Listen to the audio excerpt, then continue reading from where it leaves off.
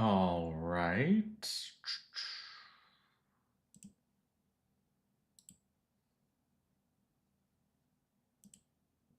Hey, there we go. Hey, how's everyone doing?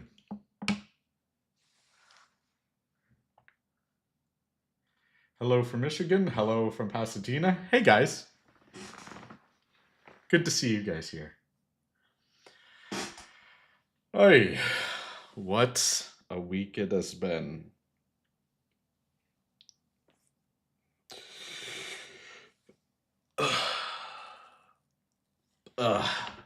It.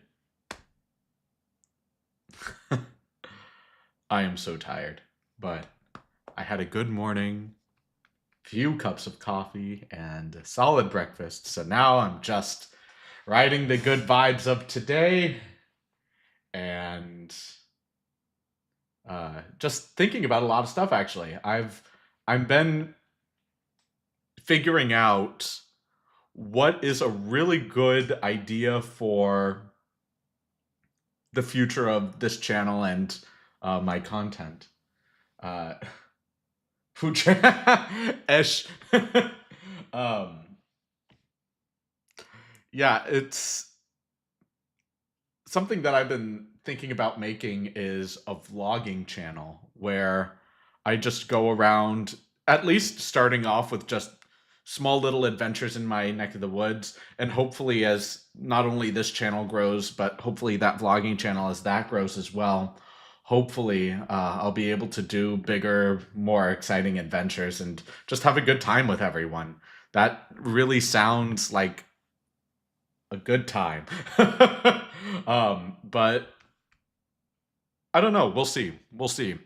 Uh, I've seen a lot of vlogging channels getting a lot of success recently, and ultimately, I'd like to think I'm somewhat likable, at least in the personality that I give through my videos.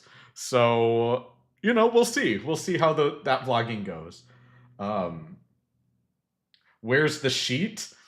I am going to take it home with me and iron it there because that's where my iron is. I'm again. That was just for testing to see if I could actually fit it in a frame. uh, so I'm gonna get that all ironed out.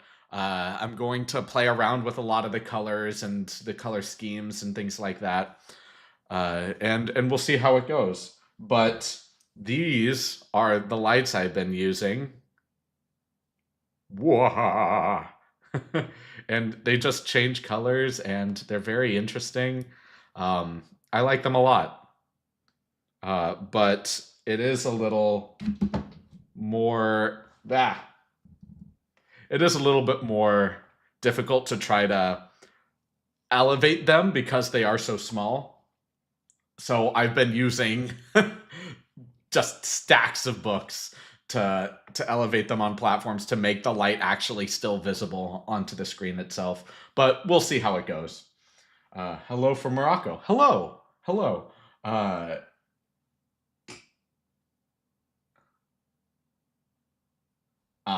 well, it's good to have you here, Blue. Um, but yeah, it was a good testing period, and I'm really excited for the future of not just the set that I'm using here, but hopefully I can get a different type of camera for vlogging and we can get that ball rolling. Just kind of take you guys with me on varying adventures because the more travel expenses I can write off on taxes would be great, but also just I would love just to travel. It's something that I've really, really wanted to do for a long time. And I've had the opportunity to do it in little spurts, but to do it regularly is something that I would really love to do. Uh, yeah. So ultimately, I really want to get to know other people, how other people live their lives, their connection with their culture, etc. And I think it's really valuable and really important to be able to just go out there and experience the world for myself, and I'd love to take everybody along with me for that. Uh, yeah.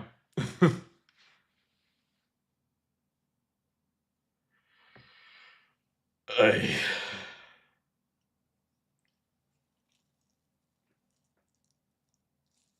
Mm.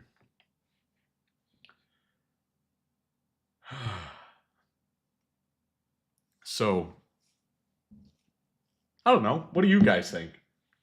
Would you guys be interested in a vlogging channel, or is the music just something that you guys vibe with? Because regardless, I would love to hear your thoughts.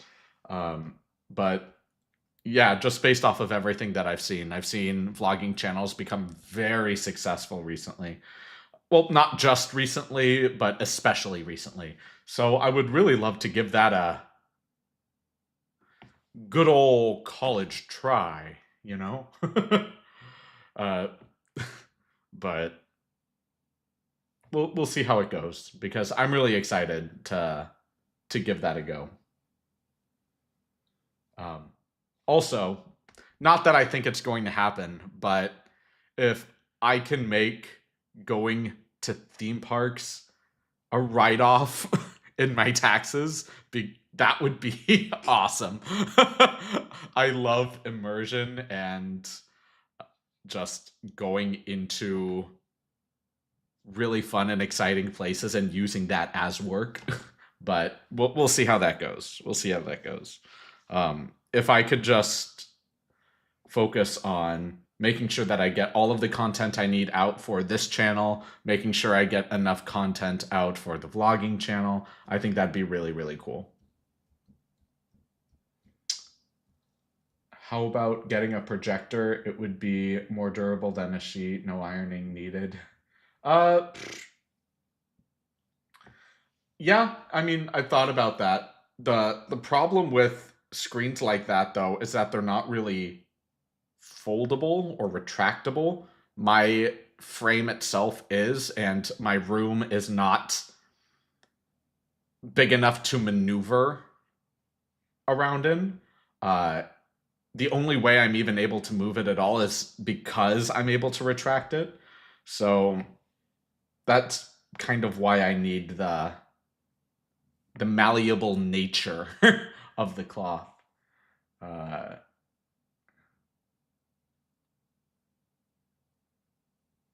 and thank you for that. Thank you for the thumbs up on the vlogging. I think that would be a lot of fun. But yeah, some other advice that I was given not too long ago was doing more live streams with actual reactions in those live streams. And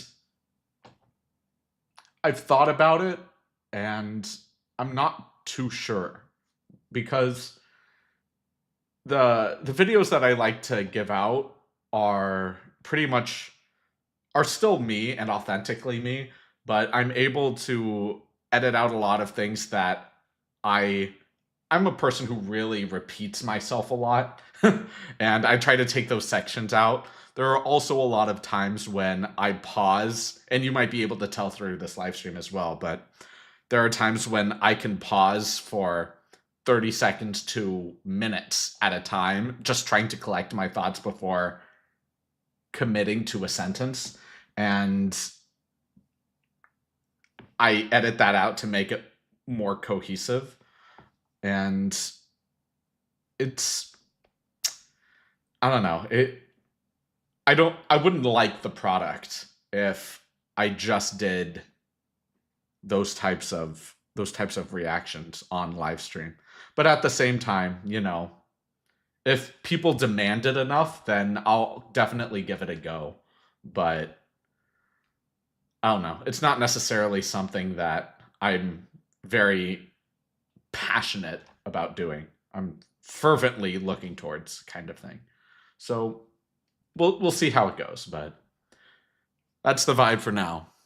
But outside of that, I am Really, really excited. My family and I get to all enjoy each other's company because we get to go to uh, a theme park together in a week. Speaking of which, that also means that I'm not going to be able to be here for next week's live stream, but because I'm going to be with my family. But I'll also make a community post about that. But yeah, I'm really excited to be able to spend some time with them. Uh, it's polyester and foldable. Oh, great! Then I'll definitely look into that. Uh, but yeah, we'll see how it goes. But as of right now, if I don't have to spend money, I don't really want to. um, I can just iron it out and see how it looks. And if I still don't like how it looks, then I'll look into it. But yeah, so here we are. uh, man, the other day I was singing some arias in my apartment, and I gotta say, it was really nice getting back into the swing of classical music. Uh, I've missed it a lot since I left the scene. So, yeah, it really makes me feel good. Um, does your family watch your channel? Yeah, yeah, they do. It warms my heart. Um, I know my mom especially does. I even think she's maybe watching the live stream. Hi, mom. But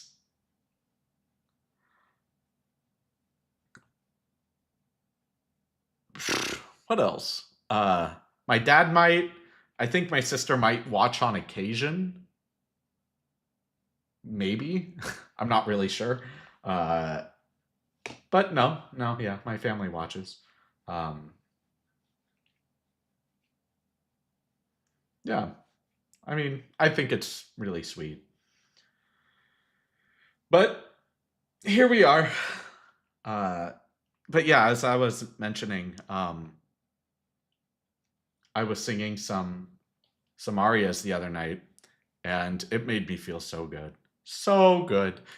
And now that I have a new microphone, behold, a microphone that actually works well. uh, I've been able to actually sing some stuff, record it, and see how it sounds. And honestly, it sounds pretty good. But that being said, I still don't have an accompanist to make anything with. All I have are pre-recorded YouTube videos that I can incorporate, but there's a huge difference between practicing with a pre-recorded piano line versus practicing with an accompanist, and it is it is just so frustrating trying to practice with a pre-recording. So I don't know. I would really like to have an accompanist before I start putting out music content on the channel, but we'll see. I might do some beatboxing content maybe, but I'm not the best person at audio design and mixing and mastering, so I don't know. We'll see how it goes. I'm not expecting it to blow up on the internet or anything, but to be able to put some stuff out there would be cool. Um, but yeah, so we'll see how it goes.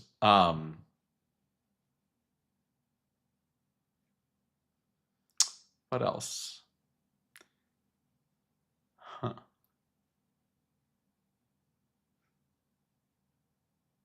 Yeah. You know what? I might do some beatboxing routines, and we'll see if I can get anything out that sounds fun or cool. um, I think it would be a good time. just to do some fun beatboxing things, some fun opera things, even if I don't have an accompanist, just to do something. Also, something else I was thinking about was doing a little side segment of brutally honest opinions to all of the people that either find my videos irritating or just say that my criticisms are based out of jealousy and not actual merit or contain any actual merit. I would love to be able to go into depth on my my views about things, because even though I don't have an opinion on the majority of things that enter my life, for the things I do have an opinion on, they're very meticulous and well thought out. So I would love to be able to express those views in independent videos. I think that would be a lot of fun. Let me see what that says.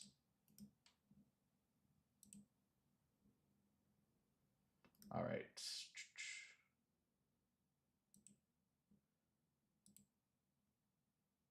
Oh, hello. It's good to have you here, man. Thank you for being here. I apologize. I can't read Russian. Um, this is actually something that came up a lot in my comment section when I released my Gabriel Enrique video, which is you try singing in Portuguese. And uh, people seem to forget what it means, or maybe they don't even know, but people just seem not to know that what it means to be an opera singer. I am a native English speaker, and English is the only language that I know fluently. Like, I know the basics of Japanese and Spanish and German, but I can't have full on conversations with native speakers. So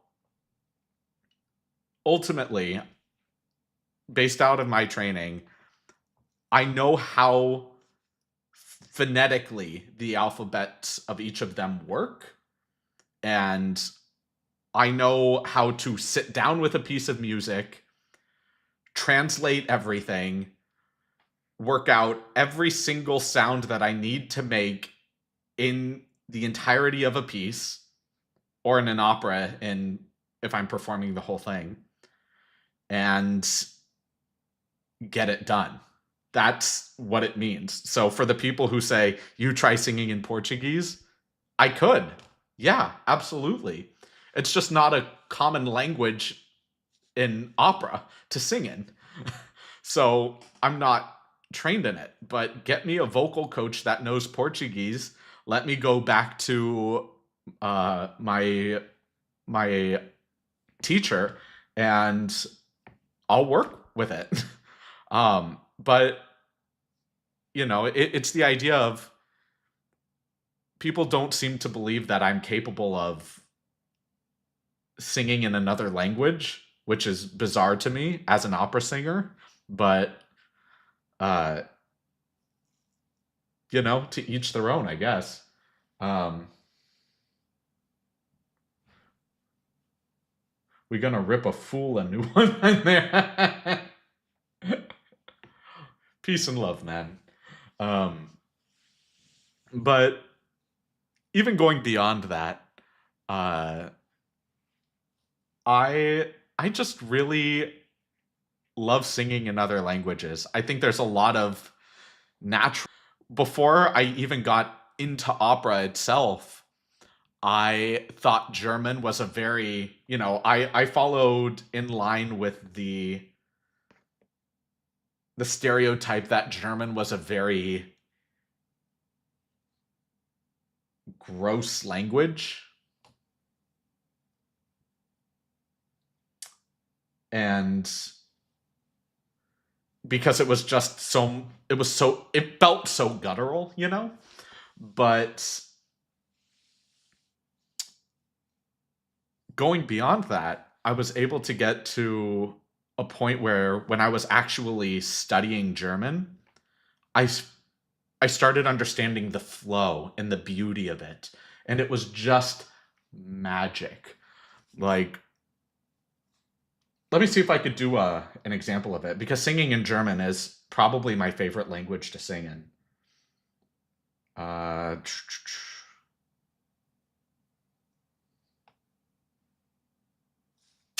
what's a good German piece that isn't too difficult to sing right now? Because I'm not warmed up, which does make a world of difference.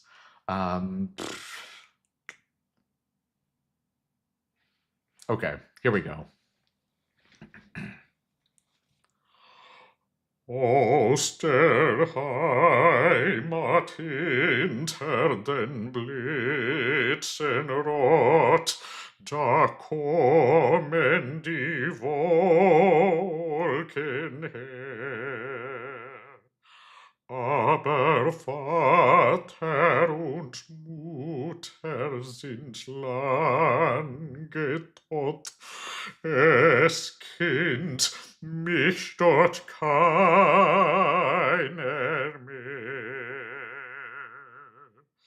Wie bald, ach, wie bald kommt die stille Zeit, da ich auch, da ich auch, und gib mir aus die schöne Wohlteinsamkeit, die schöne Wohlteinsamkeit, und keiner kennt mich mehr hier, und keiner kennt mich mehr hier.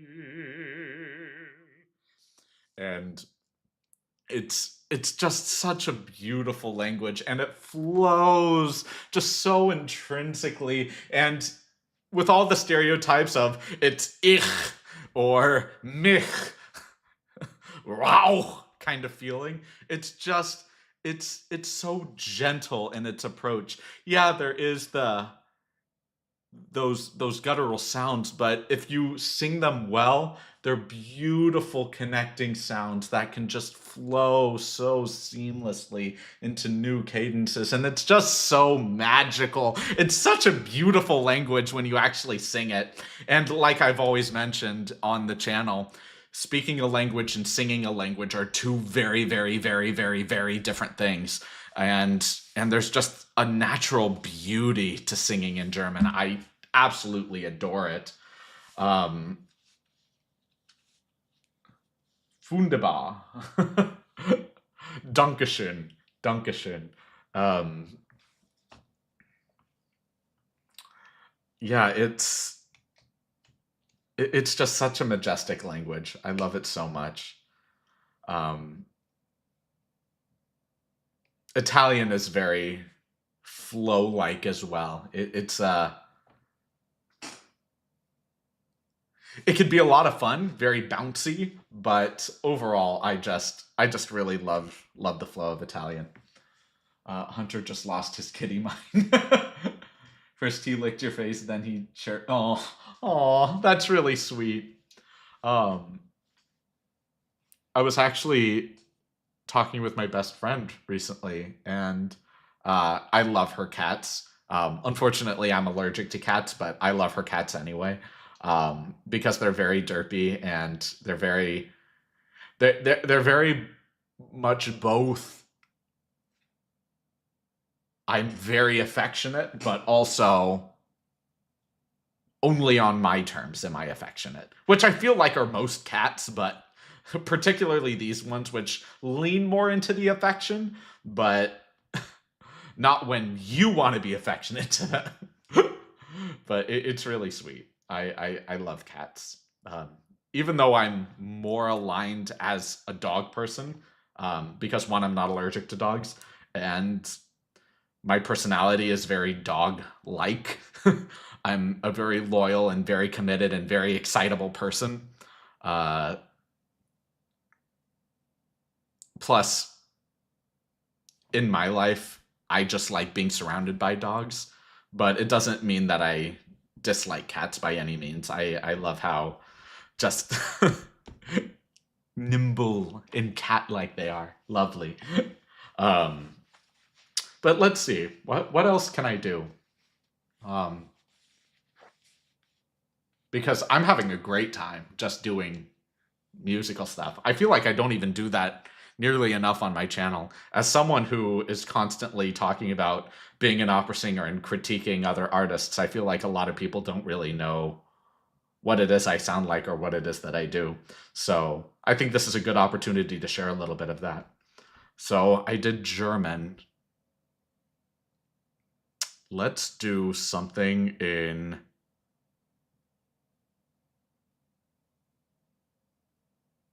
Italian, sure. Ooh, I know. First, I have to get my keyboard out.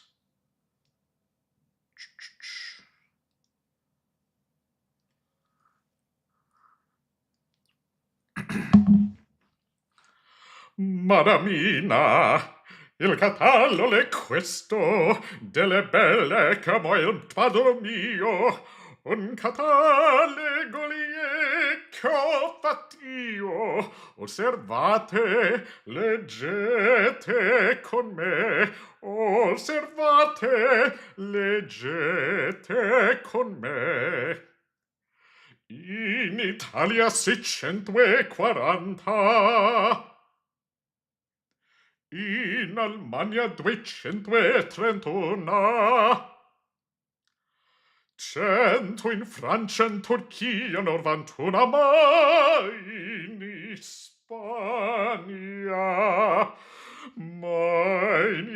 Spagna son già 1.300. 1.300 van fra queste contadine, camerieri cittadine, van fra queste baronesi, marchesano, principesse, e van d'ogni grado, d'ogni forma, d'ogni età, d'ogni forma, d'ogni età. In Italia 640, in Almania 231, 100 in Francia, in Turchia 91, ma in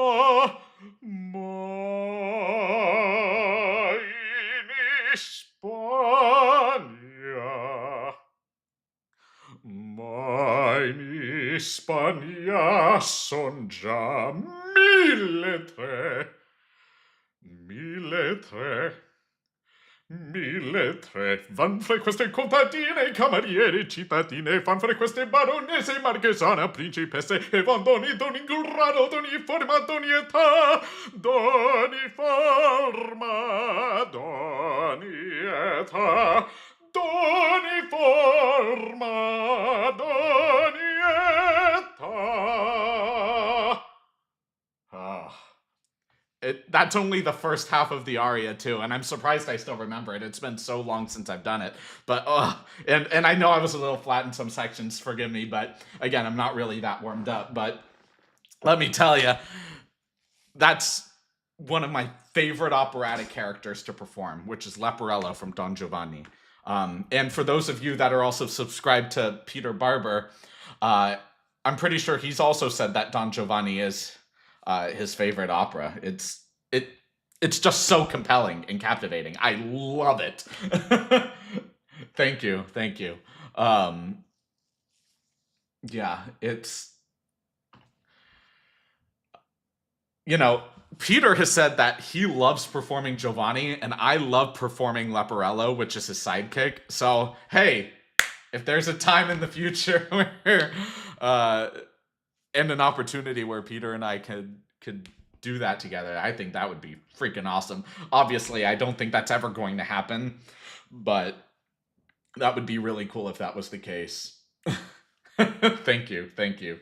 But it would be really, really cool to do that opera again. I love performing that opera. It is so much fun, and the storytelling is so captivating, and it's just a huge ensemble of characters that each have their own little their own songs, which give you a nice little glimpse into their lives, and it's just fantastic. Um, I remember the first opera I ever saw at the Los Angeles Opera, and the first time I ever heard Placido Domingo live was in the opera Madame Butterfly. And the way he said Madame Butterfly, just Madame Butterfly, it made my heart sing, dude. It was just the way he elongated some vowels and had so much control over his breath and his dynamic. It was, oh my gosh. Just let me see if I can even get close to replicating it. Madame Butterfly. Man, I really don't do him justice. He's just he's so incredible. But it was just beautiful how he did that. You weren't just singing the notes; you were singing the music. That's actually really endearing. Um, Thank you. But yeah, he was just it was magical, and I don't even care for the story of Madame Butterfly that much. It's very deep and very poetic, absolutely, and I understand why people love it. Um, but it's very similar to La Boheme for me, where again, very poetic, very beautiful, very rich storytelling, but the story is just so sad. Whereas with Giovanni, you get a lot of it's not really sad. It's intense, and there are comedic sections alongside dramatic sections and some histrionic little sections, which I really like. But all of the I feel like all of the comedy and histrionic sections are in part due to Leporello, which is why I love him so much. I like in one scene, after spoilers to anybody who hasn't seen this centuries old opera, but there was a scene at the beginning of the opera. Giovanni kills one of the characters' fathers, and it's kind of left aside throughout a lot of the opera. But as we re-engage with that father figure near the end of the opera, in this graveyard scene, we see a statue of the man that Giovanni killed, and Giovanni tells Leporello, go read his epitaph. So he goes over there and he's like, Del empio che mi traste al passo estremo, qui vendetto la vendetta, udiste io tremo. Like, he's just so terrified to read this epitaph because he believes in the supernatural and believes that there's a lot of spirits and ghosts haunting that cemetery, especially the commendatore, the father figure. So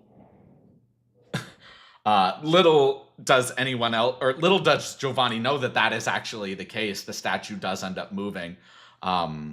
And Giovanni looks at the statue and says, this is all BS. It's just a statue. I invite you to dinner, statue, out of a joke. But then the statue actually begins talking to him, saying, your dinner invitation is accepted. And it just sends chills down everyone's spine. And it's beautiful and haunting. And just performing Leporello was such a fun treat. I remember there was I do a really good shriek, like female scream. And I remember Giovanni sends me off to the front door, which is just off stage, to open the door for the honored guest, which is the statue of the father figure, the Commendatore. And I I run off stage, I wait for my musical cue, I commit to the scream, and and as I'm running off stage, I'm face to face with the actor who's playing the Commendatore, who was a good buddy of mine while we were in college together. And I was just looking at him dead in the eyes, and we both knew that I had to commit to the scream, just screaming right in his face. And I just did it, and we were both just laughing about it. And I ran back on stage, still screaming, so the audience knew that that girl's scream was coming from me directly. And it was hysterical. I had such a good time with it. And the best part about it was the fact that we had real food for that banquet scene, that dinner scene with the Commendatore. We had real food and real wine, which I got to pour for Giovanni, but it was totally fine because he didn't get to drink any of it because he had his whole thing with the Commendatore. So guess who got to eat all of it as Giovanni was being dragged to hell? This guy.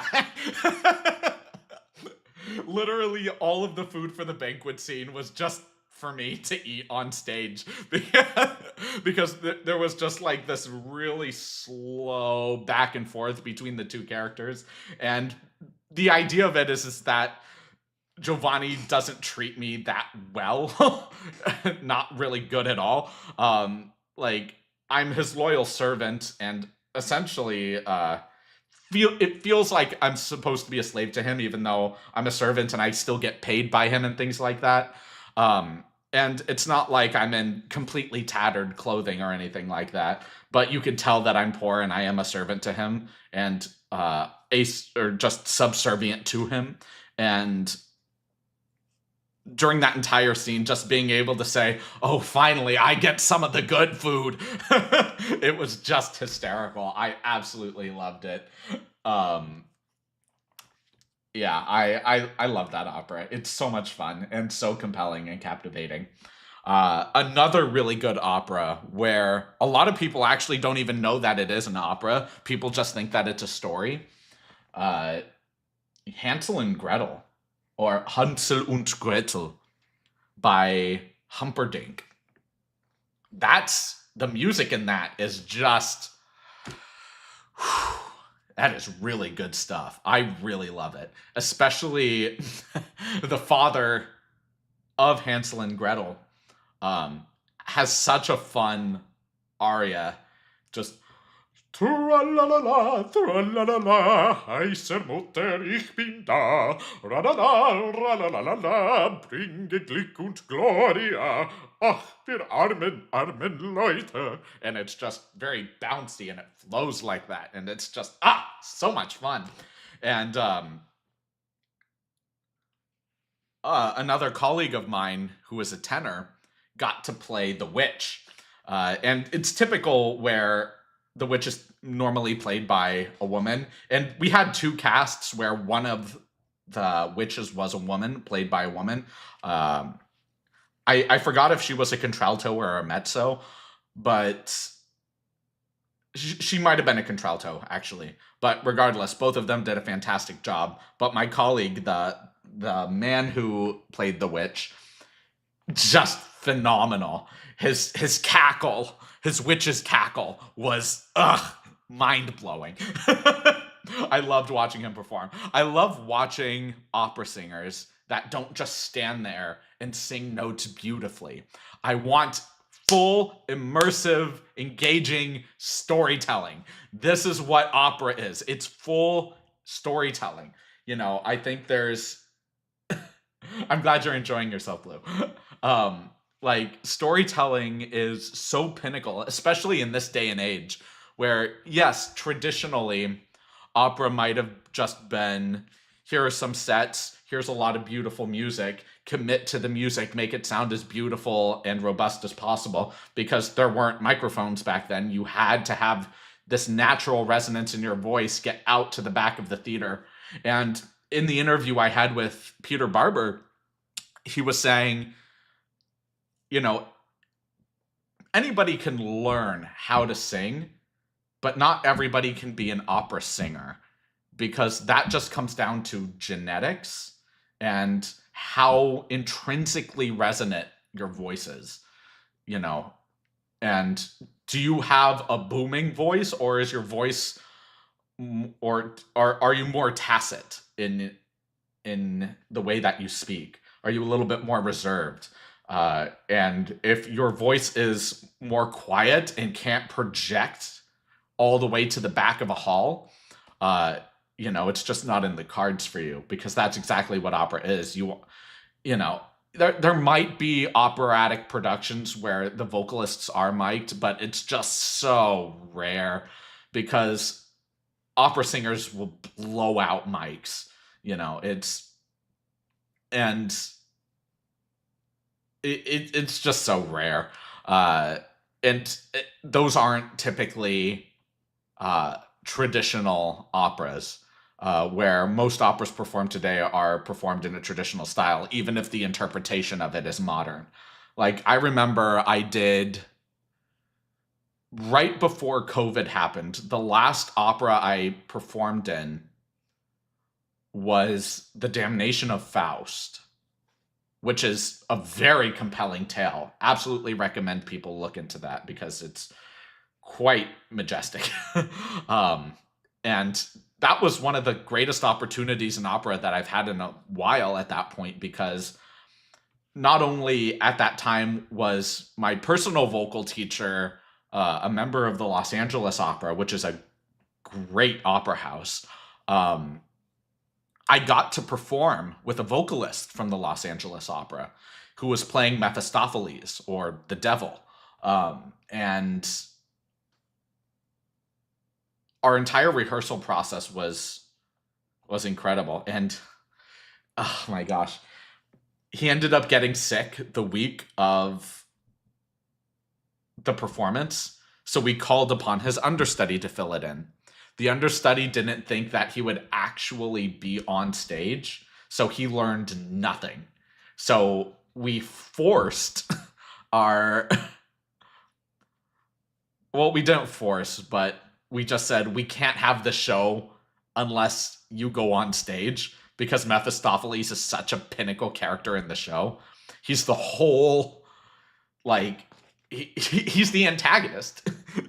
You can't have a story without you can't have the story of Faust, rather, without your leading antagonist. So he was just it was just magical. But it was also terrifying, because his voice wasn't there the week of the show, and he couldn't sing a lot of his very powerful high notes, because, one, he was a basso profundo. He was a real solid, rich, deep bass. And even though, as a well-versed opera singer, he could sing those notes and sing them beautifully well, when he was sick, he wasn't able to reach those notes. So a lot of the singing was, one, a lot more quiet, and two, was all within a very limited range.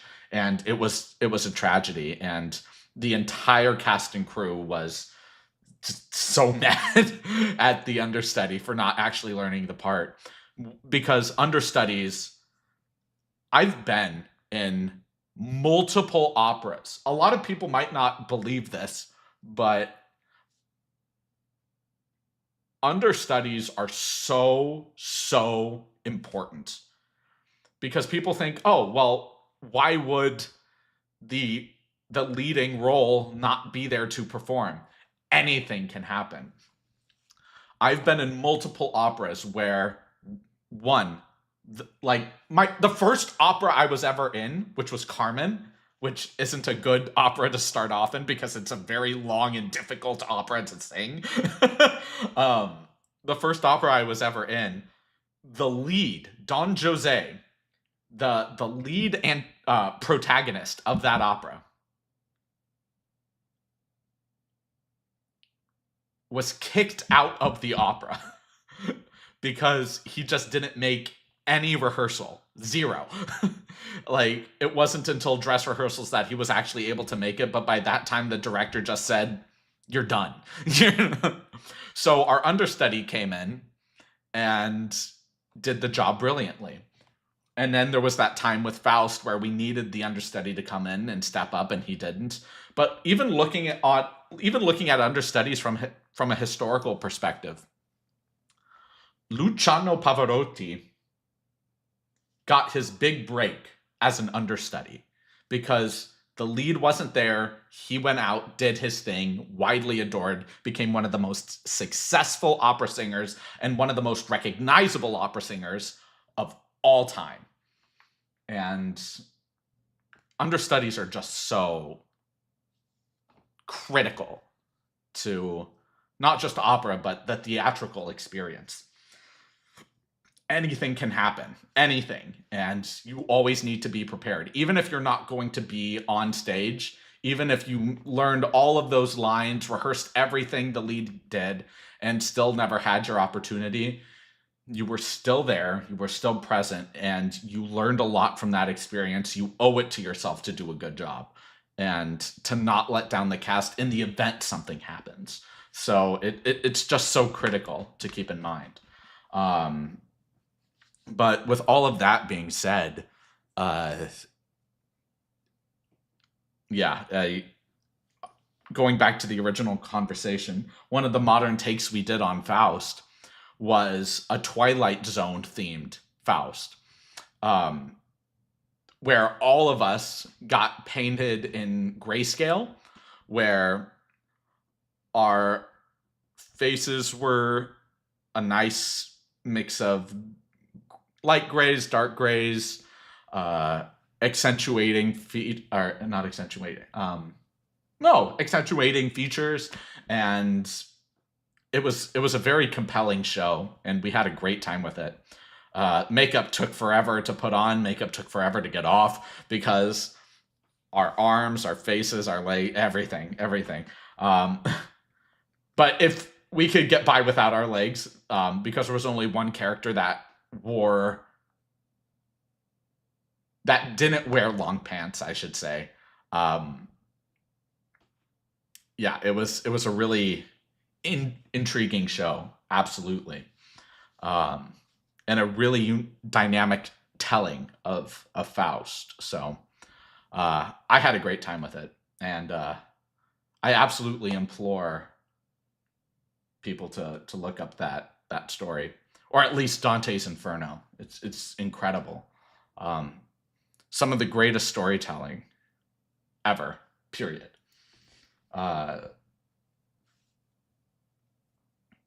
Yeah. Let's see. I did German. I did Italian. Let's do French, because French is the hardest language for me to sing in presently,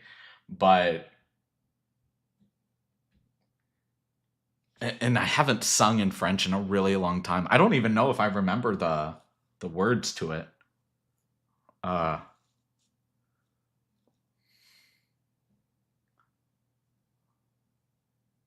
You know what? I'll just do the chorus.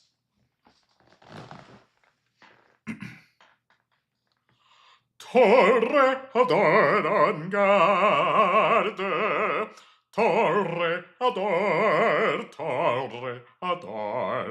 et songe bien, oui, songe à combattant, que ne loire te regarde, que lui l'amour t'attend, torre adore, l'amour t'attend. And just all of the verses of it are very compelling and very captivating, but singing in French is so difficult because it requires a very precise level of placement in your mask, where with things like Spanish and Italian, which are very bright or even dark vowels but are very open, you can resonate everything in your chest and just have it come through your mask very naturally, like fa, where it's very bright and open. With French, it's much more targeted, where you can't necessarily make it oh, but it's got to have that nasal resonance for kind of sound, and it's such a fine balancing act where it's just it's so difficult, man. um but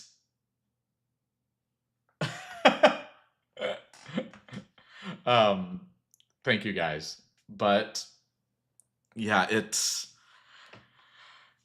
so difficult singing in French. I was fortunate that even though it was my first opera, uh, I got to be the one to start the opera. I was a character named Morales who had the first, like the opera in terms of voices after the overture begins with a chorus, and then it goes into the first character, solo character, which is Morales.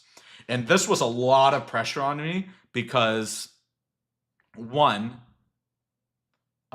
this I started learning the opera when I was just a freshman in college. Two, this was the university's, like the vocal department of the university's first time able to perform in a multi-million dollar theater where artists like Stomp and Yo-Yo Ma have gotten to perform.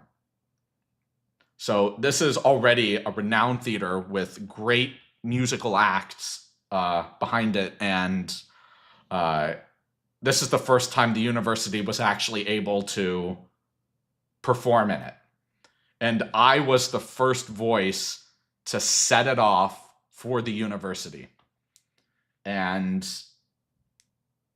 that's a lot of pressure, especially on a first year.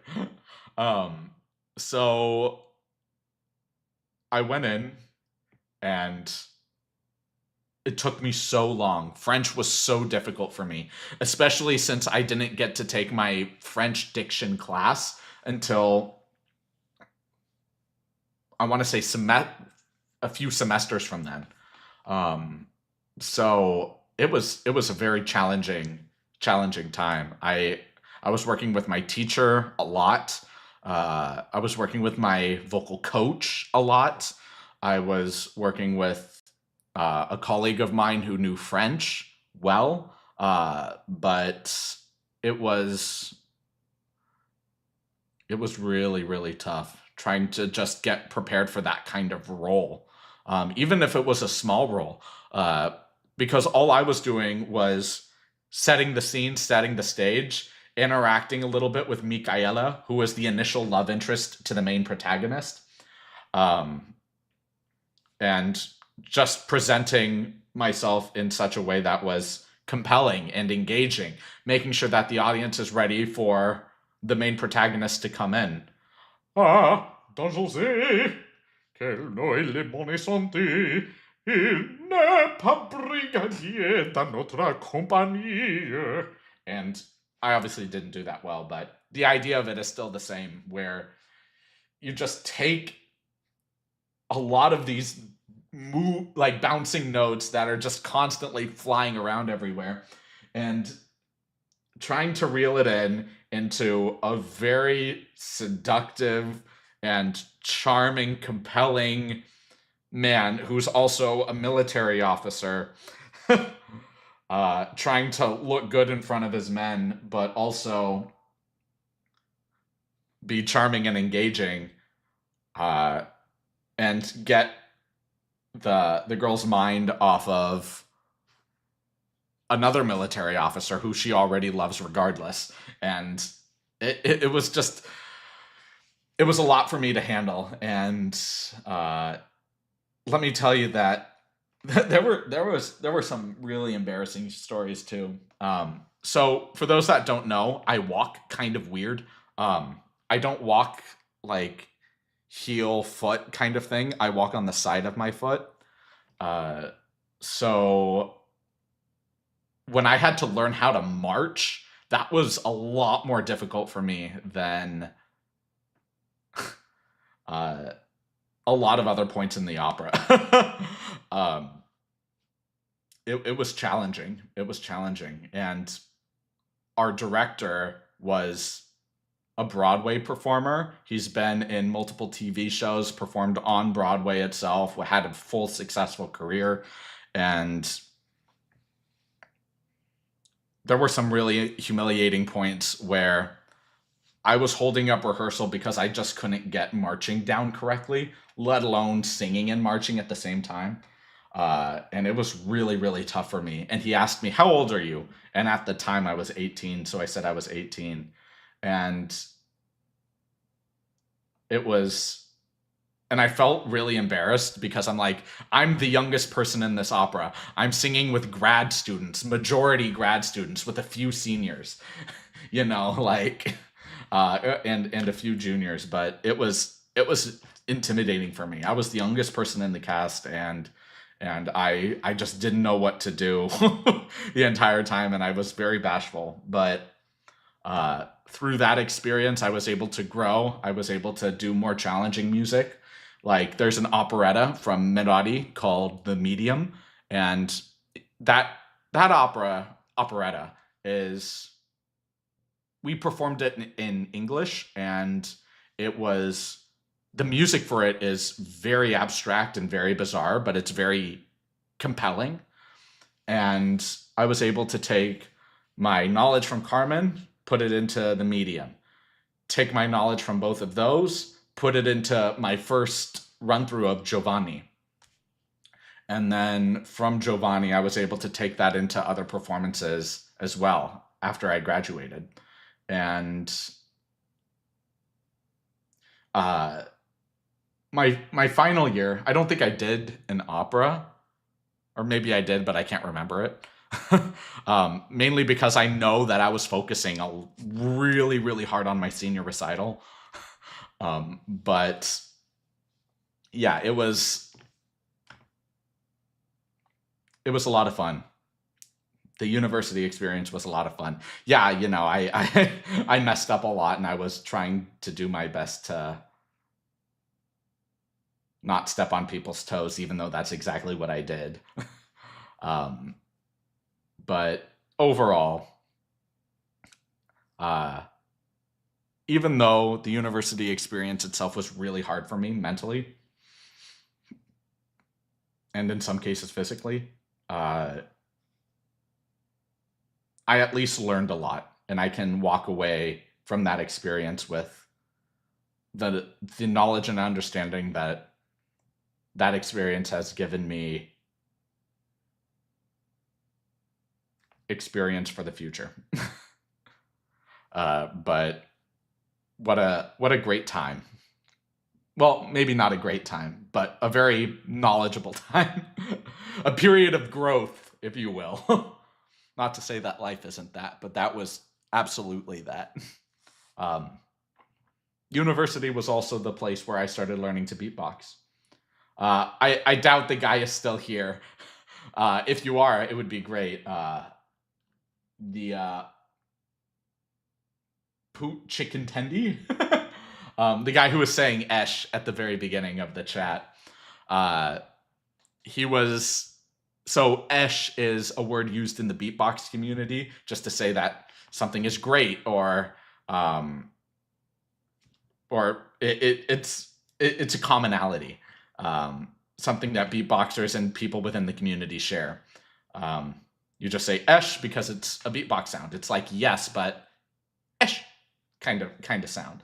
And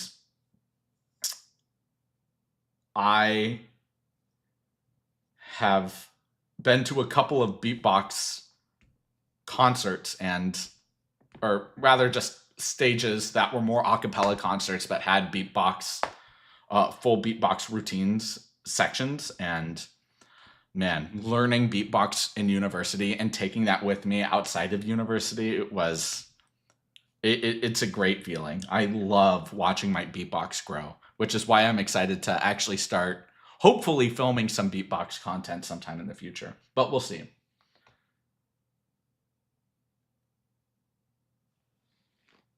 uh, I Tiptoe, it worked well for Titania. not so well with Lady Macbeth. Oh, Lady Macbeth is a very compelling character. Uh, the first time I ever read through all of Macbeth, I was stunned that that's what the story was. First, I didn't know that Double Double Toil and Trouble originated from Macbeth. I thought that that was really cool. But Lady Macbeth is so much more Machiavellian and unscrupulous than actual Macbeth was. She was the real puppet master. She was the real one pulling the strings. The out damned spot out. Oh my gosh, dude. She's just vicious. But her entire psychological collapse was terrifying. And same thing with Macbeth himself too. Just so much confidence and cockiness in his demeanor that he just completely lost himself. That when he actually met his end, it was unsurprising, but also a little cathartic, and it was just so striking. That entire production, it's incredible. The only other show that makes me feel similar feelings to Macbeth is Hamlet. Just from the storytelling and the pacing and how striking it is. Just incredible. And